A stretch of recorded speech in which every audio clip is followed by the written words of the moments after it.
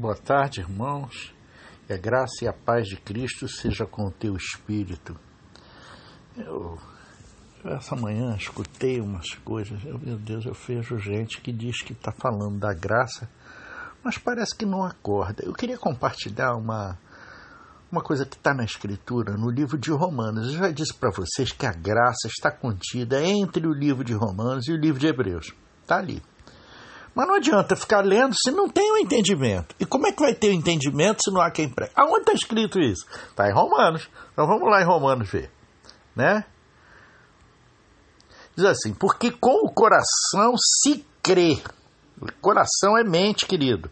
Com o coração se crê para a justiça, e com a boca se faz a confissão para a salvação. Qual é a sua confissão?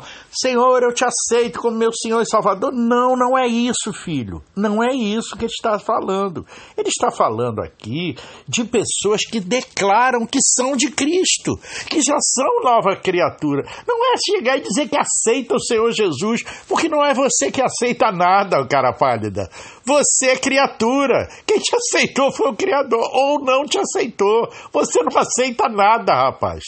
Porque se você disser que aceita, ele diz, eu não te conheço. Entendeu? Se você não tiver intimidade, se você não tiver um relacionamento com Deus, ele não te conhece, filho. Tem gente que vai dizer, mas eu fiz isso, fiz aquilo outro, em teu nome. Ele vai dizer para você, eu não te conheço, não mandei você fazer nada. Quem mandou você abrir igreja? Mandou você abrir igreja? Não. Então, falou com ele? Não. Ah, porque eu tive aqui uma revelação? Mentira, teve coisa nenhuma, rapaz. Você nem sequer está em Cristo, como é que você teve revelação? Não teve, gente. Para de mentir para as pessoas. Para de querer ganhar o dinheiro das pessoas. Para de querer ser o Deus sobre a vida das pessoas, de querer ser maior do que as pessoas. Seja igual a ela. Fala a verdade, gente. Para de mentir. A gente está vendo gente demais mentindo. E gente demais enganada, achando que está pregando a graça. Dizendo que está buscando o Senhor. Não, senhor, você não busca Deus. Deus é que te busca. É ele que tem que chegar e você vai ouvir a palavra através da voz da boca de alguém. Você não escuta a voz direto do céu, rapaz. A pessoa que tem intimidade com Deus, com o tempo é que vai ter essa intimidade. Mas se você não despertar ela não vai ouvir essa voz. E as pessoas ficam dizendo, não, porque eu vou fechar minha coisa, vou fechar minha rede, vou fechar o meu YouTube, porque as pessoas estão ouvindo a mim. Não... Tem que ouvir a você mesmo, rapaz. É a você que ele tem que ouvir. Se você é boca de Deus, eles têm que ouvir a boca de Deus. Ele não vai ouvir Deus diretamente, não. Não é todo mundo que tem esse chamado, como Abraão teve, que escutou a voz de Deus e o seguiu. Não. Deus fala assim o tempo todo com as pessoas, mas nem todos ouvem a sua voz. Por que não ouvem? Porque estão tão distraidinhos, estão tão, preocupados com aquilo que há de comer, de vestir, de calçar, as coisas desse mundo, que simplesmente não acordam, não ouvem a voz, percebe? Então é preciso que alguém... Olha o que diz a palavra aqui. Eu vou ler aqui para que vocês não pensem que é brincadeira. Se com a tua boca confessares, falei eu, né? Porque aí diz assim, no 11, Romanos 10, 11. Conforme diz a Escritura, todo que nele crê jamais será decepcionado. Olha só que interessante. Jamais será decepcionado. Portanto, não há distinção entre judeus e gentios, pois o mesmo Senhor é Senhor de todos e abençoou ricamente a todos os que o invocam, ou que o invocaram. Porque todo aquele que invocar o nome do Senhor será salvo. Aí a pessoa pensa que invocar é ficar, Senhor, eis-me aqui, estou fazendo... Isso era no tempo da carne. No tempo do Espírito não é isso. Basta crer. É crer e você será imediatamente batizado, transformado. É um problema da mente. Eu falei no áudio anterior. E diz assim, no entanto, como invocarão aquele em quem não creram? Se você não crer, como é que você vai invocar? E como crerão em quem nada ouviram falar? Você tem que dar testemunho de Cristo. Bom testemunho de Cristo. Percebe? Então você não pode esperar que os outros escutem a voz direto, rapaz. E como ouvirão se não há quem pregue? Está escrito aqui. Então você tem que falar mesmo. As pessoas têm que falar. Como é que você quer que a pessoa escute a voz de Deus diretamente? Você acordou, então acorde os demais. A palavra de Deus diz assim: Pedro, assim que você se converter, vai e confirma aos teus irmãos. O que ele está querendo dizer com isso, gente? Pedro, vai e confirma os teus irmãos. Confirma o quê? Confirma a fé dos teus irmãos. Mostra para eles a realidade. Acorda eles. Ajuda eles a entender isso. Então você tem que pregar, rapaz. Então, como eles crerão se não há quem pregue? Percebe?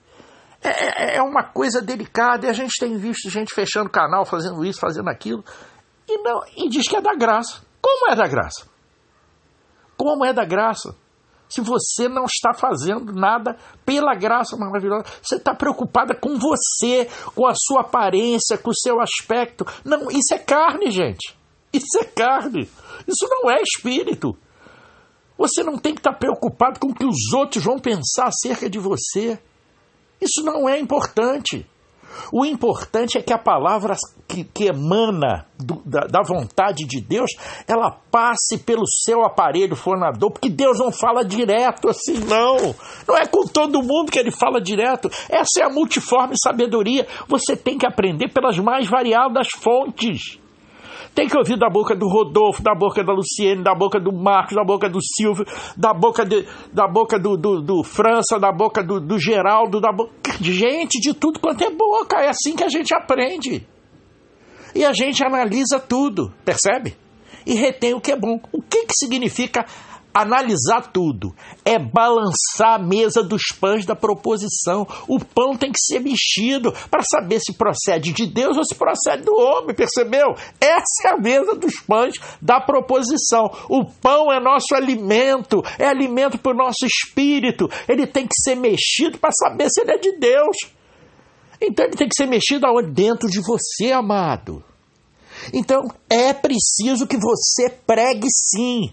Não é a pessoa, o religioso lá, que estudou para isso. Ele estudou o estudo dos homens, mas ele não estudou com Deus, percebe? É diferente pra caramba. Não tem nada a ver você estudar com... Por isso é que Paulo abandonou tudo. Ele disse, tudo que eu aprendi com os homens só serviu para esterco. Olha só o que ele falou. Olha que forte é isso, gente. Ele foi mesmo, radicalizou, né? Ele mandou ver mesmo. Ele, serviu para estrume. Tá certo? Você sabe o que eu estou dizendo. Então é fortíssimo isso. Paulo apóstolo disse isso. O que a gente aprende com os homens é trapo de imundícia. É por isso que eu canso de falar. Não adianta ficar cantando para Deus, fazendo, porque eu estou fazendo um louvor, porque eu estou orando, porque eu estou fazendo intercessão. Rapaz, o único intercessor entre Deus e o homem é Cristo, gente. Para de querer interceder pelos irmãos. Para com isso. Isso é ministério de homens. Isso não é ministério de Deus. O ministério de Deus é reconciliação. Esse é o único ministério que existe. Qual é o seu ministério, Rodolfo? Ministério de reconciliação. Está na Escritura, gente. Ele lê a Escritura e não entende. A Escritura e Boa Nova são coisas diferentes. A palavra que está no livro de Mateus, de Marcos, de Lucas e de João, Atos dos Apóstolos e tal, tem gente que não sabe nem de onde veio Atos dos Apóstolos. Pensa que Atos dos Apóstolos é a vida de Paulo. Foi contado por Paulo. Foi escrito por Lucas, meu filho. E Lucas é que escreveu o livro de Atos. E Lucas sequer conviveu com o Senhor Jesus. Ele não era apóstolo. Lucas não era apóstolo. Então o livro dele é histórico. Percebe? Histórico. É um livro histórico. Não tem nada a ver com o evangelho dos homens, como muitos ensinam aí. Não, ali tem o evangelho segundo Mateus, que era para os judeus, Marcos, que era o servo. Eu já escutei isso demais, gente. Realmente tem sentido isso? Tem um certo sentido, sim. O outro era o homem Jesus, porque Lucas era um homem e que era um médico e tal. Tá certo isso. Atos dos Apóstolos foi escrito por Lucas, não foi escrito por Paulo. Então, não faz parte da graça, faz parte da vida dos apóstolos. E perceba que há fermento nisso. Por quê? Porque está misturando lei e graça também. Atos dos Apóstolos mistura lei e graça. Pedro era da graça? Não, era da lei. Mas Paulo era da graça. Está percebendo como está de novo misturado? Está aparecendo os tais antigos evangelhos, Mateus, Marcos, Lucas, você chama de evangelho, e que não é livro histórico. Então, ali está uma mistureba danada. E é essa mistureba que a gente chama de fermento da religião. Porque você pega aquilo tudo e digere aquilo como se fosse verdade, e não é. Tem coisa ali que não é para você, para judeu. Querido, quando você lê alguma coisa na Escritura, na Bíblia, como você adora falar, na Bíblia, então quando você lê na Bíblia, você tem que ver, primeiro, quem escreveu aquilo. Segundo, para quem ele escreveu aquilo. Terceiro, em que época que ele escreveu aquilo, senão você está ferrado, você não vai entender patavina. Alguém se preocupa com isso? Não. O cara que vende esse peixe dentro da religião, ele está preocupado que você entenda dessa maneira? Claro que não. Porque ele está te enrolando. Ele só quer que você seja subserviente a ele. Eu sou o pastor dessa igreja, eu sou o presbítero dessa igreja. Gente, ele não é nada. Ele é igualzinho a você. Ele não é nada. Em Cristo nós somos Cristos. Mas é preciso chegar nisso primeiro. Aí tu não chega e quer já ele completar. Você chegou agora e já quer sentar na janela, como dizia o nosso famoso poeta Romário, né, da seleção brasileira. Ele falava isso. Você chegou agora e já quer sentar na janela. Ele está certo, a palavra dele está correta. Muito boa a palavra dele. É de homem, mas é boa. Né? Chegou agora já está se exibindo. É isso que ele está dizendo. Olha a soberba da vida. O homem é um ser soberbo, amados. A gente tem que tomar cuidado com essas coisas.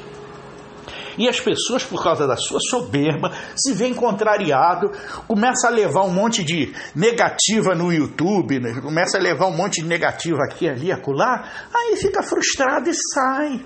Quem que é que está falando isso? É o espírito? Claro que não. É a carne. Né? Se você der um monte de vaia para mim, eu vou ficar triste, claro, eu vou ficar triste. Mas vai ter que se abater?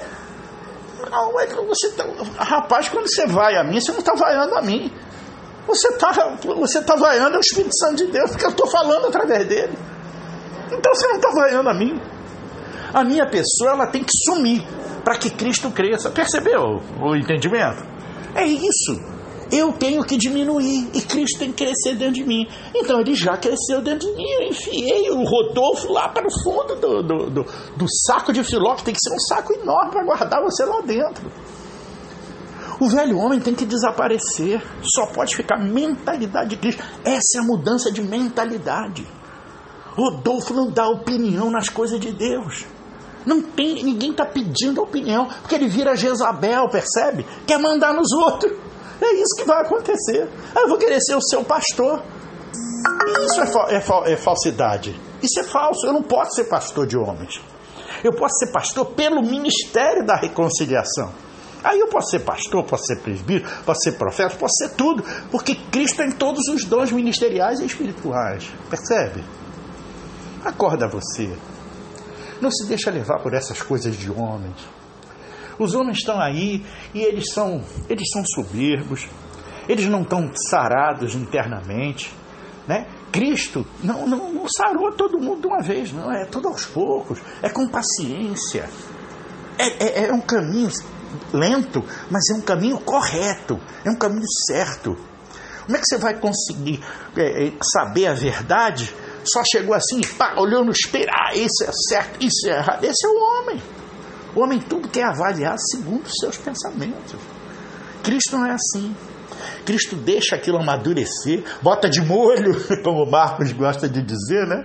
O irmão Marcos gosta de dizer assim, bota de molho um tempo para aquilo. Ele está certo, isso é corretíssimo esse entendimento, é corretíssimo, ele está certo. A gente bota de molho, Cristo faz assim, bota de molho, dá um tempinho, que é para a palavra vir de dentro, para brotar feito um rio de águas vivas.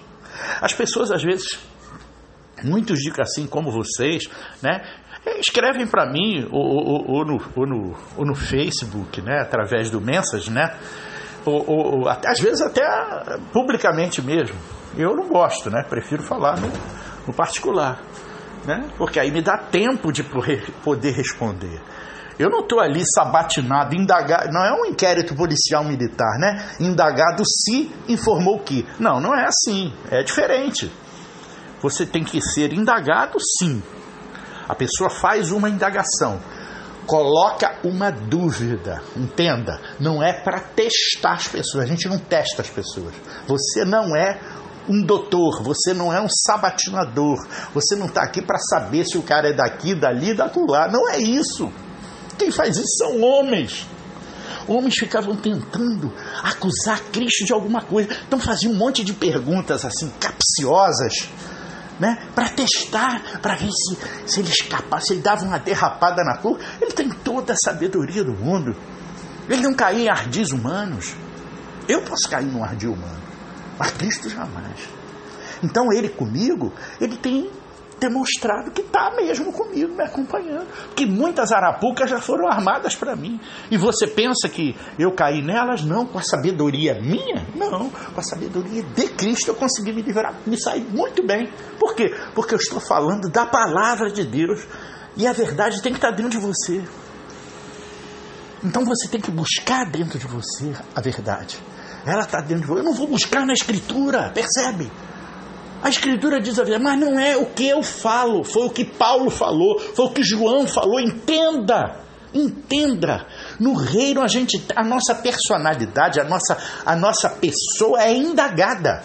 A nossa pessoa é indagada porque somos Cristos. Então eu não tenho que falar do Cristo Paulo, do Cristo Pedro, do Cristo... Sabe, eu não tenho que falar dos outros, eu tenho que falar de mim, mas na busca interior, daquilo que vem de dentro. Cristo tem opinião, sim. E qual é a opinião dele? É a verdade. Esteja dentro de Rodolfo, esteja dentro de Luciene, esteja dentro de Marcos, esteja de qualquer Cristo que exista na face da terra. Existem muitos. Graças a Deus que existem muitos. Nós não conhecemos todos, infelizmente. Gostaria de conhecê-los todos. Às vezes até surge um quando a gente menos espera. Não é verdade? E isso é motivo de felicidade para nós. Estamos reconhecendo um irmão nosso, confirmando o nosso irmão. Eu fico tão feliz quando eu posso confirmar um irmão, como fazia Pedro aos seus irmãos. Fico tão feliz. E é tão difícil, às vezes até eles enganam a gente. Porque diz que Satanás se traveste até em anjo de luz para enganar os santos. Então até eu sou enganado muitas vezes. Os santos são enganados. Porque aí a pessoa se traveste de anjo de luz e engana a gente. Então naquele momento, aquele irmão ali, eu posso ser um Satanás na sua vida num momento. É só entrar num engano. Percebe? Então a gente não tem que ficar ofendido. Porque senão Pedro tinha que ser o cara mais ofendido. Cristo disse para ele, arreda de mim, Satanás. Eu vou para a cruz, sim. E ele disse, não, senhor, nós não vamos deixar. Rapaz, mas se ele não tivesse ido para a cruz, cadê? Hoje não tinha graça. A graça maravilhosa não tinha acontecido. Percebe? Então, naquele momento, Pedro foi o Satanás ali. Por quê? Porque Satanás é o homem ruim que existe dentro de nós. Satanás não é um espírito obsessor que fica aí vagando nas pessoas para fazer o mal. Não é isso, não. O mal está dentro do homem. É a raiz de Caim que está dentro de cada um de nós. Nós temos a raiz de Abel, que é o Cristo Jesus, e temos a raiz do mal, a raiz de Caim, que é a árvore do bem e do mal. Uma hora ele faz bem, outra hora ele faz mal, outra hora ele faz bem, outra hora. Mas quando está em Cristo, quando está em Abel, não tem sombra nem para a direita nem para a esquerda, é sol do meio-dia, é só a verdade, percebe? É isso que tem que ser entendido, amados. Essa é a metanoia, essa mudança de mentalidade. Se você não mudar a sua mentalidade, você não entra no reino de Deus. Simples assim. Foi o que Cristo disse a Nicodemos. Essa é a verdadeira tradução. A gente demora às vezes. A gente fala aqui, fala ali, fala acolá, mas as pessoas não entendem o que a gente está dizendo. Percebe? Então, o que eu tenho para compartilhar com os irmãos é que deve pregar o Evangelho, porque nós temos que pregar o Evangelho a toda criatura. O entendimento não vem direto do alto, não. Isso alguns recebem, alguns, mas não são todos. E não é porque você está recebendo direto do alto que você não tem que pegar esse pão que você recebeu e sacudir na mesa. Você não tem que chegar e pregar para os seus irmãos, não. Você tem que testar para saber se aquilo que você está dizendo é verdade ou é seu entendimento nefasto. Você está entendendo o que eu estou dizendo, irmão? Essa é a questão. Você tem que passar na mesa. É por isso é que existe congregação. Congregar é 2 ou 3, não é uma igreja cheia de gente lá, não. Um monte de gente aglomerada que nem sequer está em Cristo. O Espírito Santo nunca foi revigorado nele, mas ele está ali, balabachura e canta, entendeu? É um problema isso. Por isso é que é difícil a gente congregar com as pessoas. Porque a gente tem que congregar com aqueles que nos são afins. Senão, meu filho, ele vai começar a falar um monte de bobagem e eu não vou conseguir aguentar muito tempo. Eu vou aguentar um pouco, estou vendo, esse cara não está falando a verdade, esse cara não está falando a coisa correta. Como é que eu vou congregar com essa criatura? Não tem condição. Por que eu congrego com o Luciene, com o Marco, com o Jorge, com essas pessoas com quem eu congrego? Porque ali Cristo está nele, rapaz. É visível isso. Eles não ficam falando bobagem para mim, entendeu? Eles não ficam falando coisas de homens, coisas da religião. Não fica me mandando toda hora, Deus te abençoe, Deus te abençoe. Rapaz, ele já me abençoou. Com toda sorte de bênçãos. Efésios 1, versículo 3. Gente, compreende o que eu estou falando? Congregar não é você ir para uma igreja. Outra coisa, você sabe o que é igreja? Vamos acordar. Igreja é você, amado. Você não tem que ir num lugar para aprender. Se a igreja é você, o conhecimento está dentro de você. Deus está dentro de você. Por isso é que não se ajoelha para orar. Vai se ajoelhar para si próprio? Você ajoelha para si próprio? Não, porque Deus está dentro de você. Como é que você vai se ajoelhar para si próprio? Fala para mim. Você não vai olhar no espelho, então? Interessante isso, né? Você ajoelha no espelho e ora a Deus, olha para você e fica falando. É interessante, é uma possibilidade. Não vejo nada contra, não. Mas você não precisa isso. Você está em Cristo, você é nova criatura. E você tem reverência com aquele Deus que está dentro de você, que ele é teu pai, rapaz. Ele é teu pai, menina. Então você fala com reverência com teu pai. Mesmo que você chegue lá, ô velhão, como é que é? Entendeu? Que eu já tinha falado isso antes, né? Então, ô velhão, como é que é? Faltou respeito nisso? Não. É um tratamento carinhoso entre pai e filho. Percebe? Então você é o filho pródigo, você está voltando para a casa do pai, percebe? Porque você era uma ovelha perdida, você estava lá fora, mas você se tocou, falou, caramba, eu não ouvi a voz do meu pai, vou ouvir a voz do meu pai, vou voltar para a sua casa, porque lá eu vou ter tudo, lá não vai faltar as coisas do caminhoneiro lá que está fazendo uma obra para Deus, com certeza estão sendo usados por Deus, porque os corruptos têm que cair. Porque as pessoas salafrárias, elas têm que cair. Porque elas não têm a verdade dentro de si. Percebe? Então elas têm que colher as consequências daquilo que elas plantaram. Plantaram mal, vão colher mal, filho. Não tem jeito. E o que a gente não quer é que você colha mal. Mas você está colhendo aquilo que eles semearam. Percebe? E isso não está certo. Por isso é que está havendo esse mover de Deus através dos caminhoneiros que você está vendo aí na estrada, fazendo o que estão fazendo. Você está pensando que eles não estão sendo usados por Deus, não? Estão sim. Estão sim. Para que os figos podres e que estão verdes na árvore caiam todos. Entendeu? O fruto podre tem que cair. Não pode ficar na árvore. Porque como é que se diz assim? É a figueira. E a figueira que não dá fruto para Deus, ele bota a mão e diz assim, seca. Lembra da figueira que Cristo passou e que ela não dava fruto? Mas o Cristo não estava maluco ali, porque ele parava, passava ali, a figueira estava verde, ele passava ali e ainda não estava na época. Quem disse que não está para a época? Para Deus você frutifica o ano todo. Por isso que ele botou a mão nela e disse, já que não dá fruto para mim, ele não falou claro assim, né? Mas para aqueles que são espirituais, aquilo basta, meia palavra basta. Tocou nela e disse, seca. Se você não dá fruto para Deus, você não tem serventia para mim. Eu não vos conheço. Compreendeu a palavra agora confirmada? É isso aí. É esse o entendimento. Eu não quero você uma fruta verde que está caindo do pé, como muitos aí agora vão começar a cair. Tá certo? Eu quero que você cresça na graça e na sabedoria. E se isso for, é goleada de Deus, é 10-0 para Deus. E Deus não é perdedor. Ele é vencedor. E eu quero que você seja com Ele mais do que vencedor. Tá certo? Que a graça e a paz de Cristo seja com teu espírito, irmão. Amém. Graça e paz.